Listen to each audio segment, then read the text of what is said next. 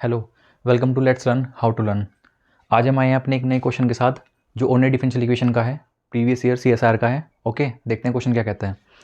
कह रहा है कि y x be the solution of the I V P d y by d x plus 2y equals to f x with y 0 पर 0 दिया है उसने। वेयर एफ एक्स की वैल्यू कितनी दी है, ये दिया है उसने। एफ एक्स हमारा इस तरीके डिफाइन कर दिया गया, ठीक है। और वो पूछ रहा है कि वाई ऑफ 3/2 की वैल्यू क्या रही होगी। और ये ऑप्शन दिए हैं ए, बी और सी और D. Sine hyperbolic 1 e cube, cos hyperbolic 1 e cube, sine hyperbolic ये ई स्क्वायर है और ये भी ई स्क्वायर है, ठीक है। अब सोल्व करते हैं इसको, देखते हैं कैसे सोल्व करेंगे। बेसिकली उसने क्या, ये डिफरेंशियल इक्वेशन दी है आपको, ठीक है। और ये डिफरेंशियल इक्वेशन डिफाइन करी गई है d y by d x plus 2y equals to f of x, ठीक है। और जो एफ ऑफ एक्स है, यानी कि ये हमारी जो इक्वेशन है बेसिकली फर्स्ट ऑर्डर की है, डिग्री 1 है और नॉन होमोजेनियस है, ठीक है। दूसरी बात, जो एफ एक्स डिफाइन किया गया है ये हमारा एक कैसा है, पीस वाइज कॉन्टिन्यूस फंक्शन है। कैसा है, पीस वाइज कॉन्टिन्यूस फंक्शन दिया गया है, ठीक है। तो इस टाइप की डिफरेंशियल इक्वेशन सोल्व कैसे करेंगे, पहली बात। दूसरा, वैल्यू कैसे फाइंड करेंगे। तो हम क्या काम करते हैं बेसिकली, पार्टीशन में से सोल्व करेंगे। जब हमारा एक्स जो है 0 से 1 के बीच में बिलोंग कर रहा है तो एफ का एक्स क्या डिफाइन किया गया 1, तो वही इसमें काम, इसमें ही वैल्यू पुट कर देंगे d y by d x plus 2y equals to 1, ठीक है। और नेक्स्ट पार्ट में हम क्या सोल्व करेंगे कि जब हमारा x जो है वो 1 से बड़ा है, जो हमारा x जो है वो 1 से बड़ा है, एफ एक्स की वैल्यू कितनी डिफाइन करी गई है, 0 डिफाइन कर दी। तो इस सिचुएशन में डिफरेंशियल इक्वेशन क्या हो जाएगी, d y by d x plus 2y equals to 0, ठीक है। ये सिंपल हमारे पास यहाँ पर वेरिएबल से वेरिएबल ही कर सकते हो, या फिर ये लीनियर में भी कन्वर्ट हो गया है। ये कौन सी डिफरेंशियल इक्वेशन में रिड्यूस हो गया, लीनियर डिफरेंशियल इक्वेशन, ठीक है। लीनियर डिफरेंशियल इक्वेशन है, नॉन होमोजीनियस है। कौन सी है, non homogeneous linear differential equation है, ठीक है। तो इंटीग्रेटिंग फैक्टर हमारे पास यहाँ पर क्या हो जाएगा, e raise to the power minus integration e raise to the power integration two d x, तो e raise to the power 2x आ जाएगा आपके पास यहाँ पर, ठीक है। तो जब भी हमारे पास यहाँ पर ये आ गया, हम क्या काम करेंगे, जो सोल्यूशन होगा बेसिकली इस डिफरेंशियल इक्वेशन के लिए वो क्या रहा होगा, y into e raise to the power 2x c1 plus integration e की power 2x into 1 dx, okay. So y equals to c1 e की power minus 2x plus e की पावर 2x। ये आपके पास यहाँ पर सोल्यूशन आ गया, ठीक है। ये हमारे पास यहाँ पर आया सॉल्यूशन किसका, इस डिफरेंशियल इक्वेशन का, ठीक है। अब हम इस डिफरेंशियल इक्वेशन सॉल्यूशन की बात करते हैं। यहाँ पर एक चीज़ हो गई, ये यहाँ पर e की पावर माइनस 2 यहाँ से मल्टीप्लाई होगा, ठीक है। क्योंकि e की पावर जब आप इंटीग्रेट करोगे तो e की पावर 2x, एक्चुअली मैं दोबारा से करता हूँ।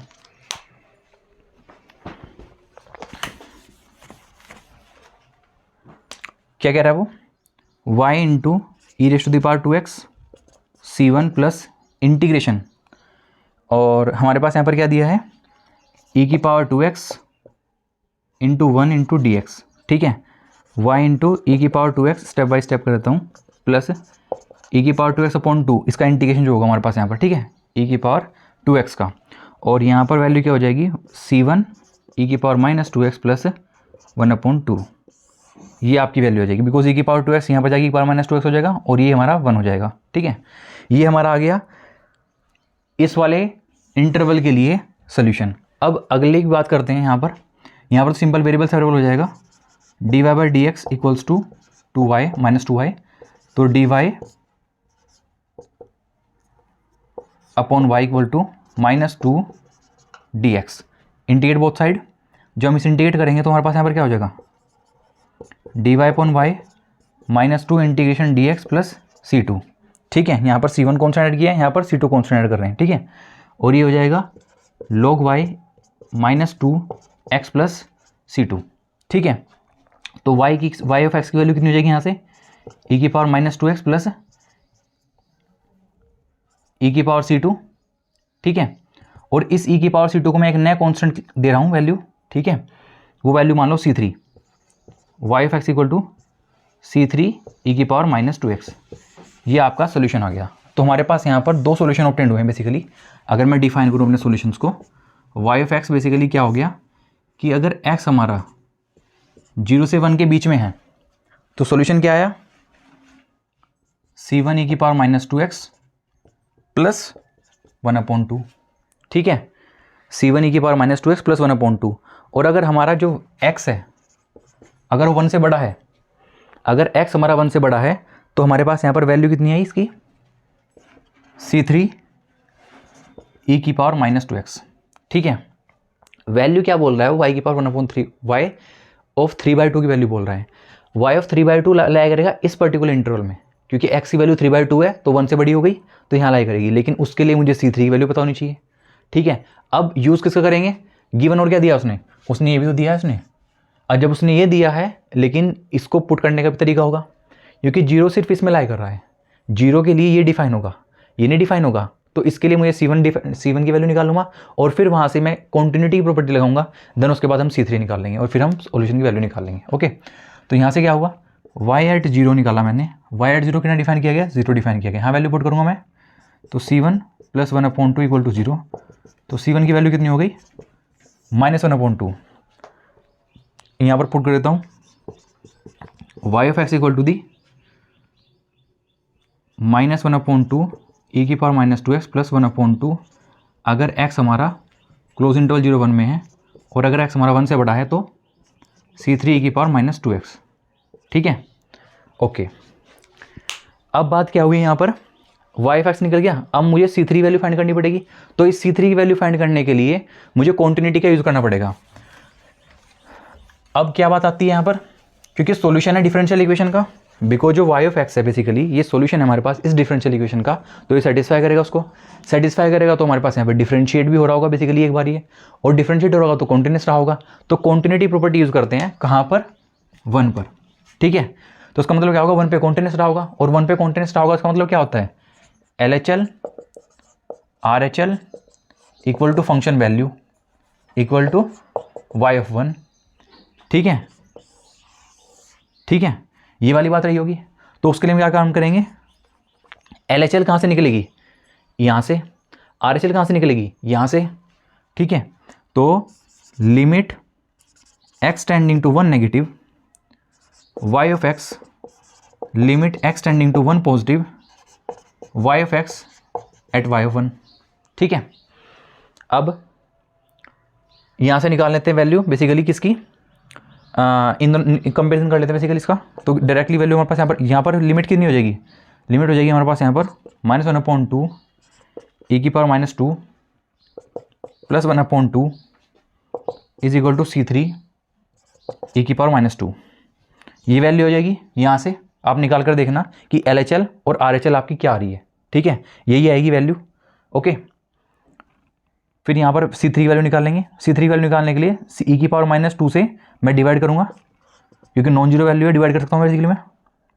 तो क्या जाएगा यहाँ पर 1/2 माइनस 1/2 e की पावर माइनस 2 था, ये था वैल्यू। तो ये क्या जाएगी, e की पावर माइनस 2 से जब मैंने डिवाइड करा तो एक्चुअली में e की पावर 2 से मल्टीप्लाई हो जाएगी। तो C3 वैल्यू कितनी आई, e की पावर 2 माइनस 1/2। ओके, तो ये आई हमारे पास यहाँ पर वैल्यू किसकी आई, बेसिकली वैल्यू हमारे पास यहाँ पर C3 की वैल्यू आई, ठीक है। ओके, अब मैंने C3 की वैल्यू यहाँ पुट कर दूंगा, कितना आया, e की पावर 2 माइनस 1/2 e की पावर माइनस 2x, ये वैल्यू हो जाएगी। अब मैं क्या कम करता हूँ बेसिकली, y ऑफ x की वैल्यू, ये मुझे निकालने की इसकी 3/2 की वैल्यू निकालनी थी, तो मैं y ऑफ 3/2 पुट करता हूँ यहाँ पर, e² माइनस 1/2, ये तो एज इट इज रहेगा, लेकिन यहाँ पर वैल्यू क्या हो जाएगी, e की पावर माइनस 3 हो जाएगी, e की पावर माइनस 3 हो जाएगी बेसिकली वैल्यू। तो मल्टीप्लाई करी मैंने अंदर, यहाँ मल्टीप्लाई करूँगा, मेरे पास यहाँ पर क्या आएगा, e की पावर माइनस 1 हो जाएगा, और यहाँ पर e की पावर माइनस 3 हो जाएगा, 0.2 आ जाएगा, ठीक है। ओके, इतना आ गया। लेकिन हमें इस फॉर्मेट में नहीं आंसर दिया है, हमें फॉर्मेट दिया साइन हाइपरबोलिक कोस हाइपरबोलिक में, और नीचे e की पावर e क्यूब ये e² ये दिया है, वैल्यू दी हुई है। तो हम यहाँ से कोशिश करेंगे निकालने की। y ऑफ 3/2 कितना बना हमारे पास यहाँ पर, e minus 1 e cube e की पावर माइनस 3/2, ठीक है। 1/e हो जाएगा यहाँ पर 1/e³ अपॉन 2, एलसीएम ले लिया e², ठीक है, -1/e³, ये वाली बात आ गई, ऑब्जर्व करो, ठीक है। एलसीएम लेंगे, ये e³ हो जाएगा एलसीएम, ठीक है, ये e³ एलसीएम हो जाएगा, और यहाँ पर एक e ऑलरेडी है तो e² -1 हो गया, ओके। बट अभी भी साइन हाइपरबोलिक 1 में फॉर्म में नहीं है, ठीक है। अब एक काम करना पड़ेगा कि e की पावर, ये e है, साइन हाइपरबोली का फॉर्मूला रिकॉल करो एक बार आप। साइन हाइपरबोली x कहते हैं हम इसे बेसिकली e की पावर x माइनस e की power -x upon 2। Sine hyperbolic x का फॉर्मूला ये है, ठीक है। और कोस हाइपरबोली x में क्या हो जाएगा, बेसिकली यहाँ प्लस आ जाएगा, ठीक है। अब बीच में आ रहा है नेगेटिव, तो कोस हाइपरबोली होने का सवाल नहीं उठता, आएगा यहीं से ही। तो मैं अगर मेरा 1 वैल्यू डाली मैं, तो e की पावर 1, e की पावर -1 और अपॉन 2, ये वाली बात नहीं चाहिए।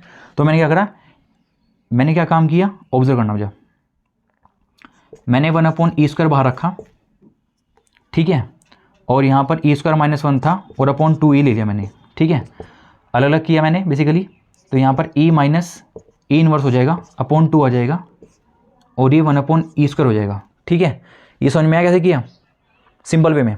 और e minus e inverse upon 2, मैं x की वैल्यू 1 अगर मैं यहाँ पुट करता हूँ तो e minus e inverse upon 2 बन जाएगा, ये बन गया मेरे पास यहाँ पर। और ये मेरा आ गया साइन हाइपरबोली 1/e², ठीक है, साइन हाइपरबोली 1e²। और साइन हाइपरबोली 1e² आया तो मेरा आंसर कितना हो गया, सी आंसर हो गया मेरा। ये मेरे आंसर, ये मेरे जो ऑप्शंस हैं ये गलत हो गए, और ये सिंगल करेक्ट में था, 3 नंबर में 3 मार्क्स का क्वेश्चन था बेसिकली, ठीक है। तो दैट्स ऑल।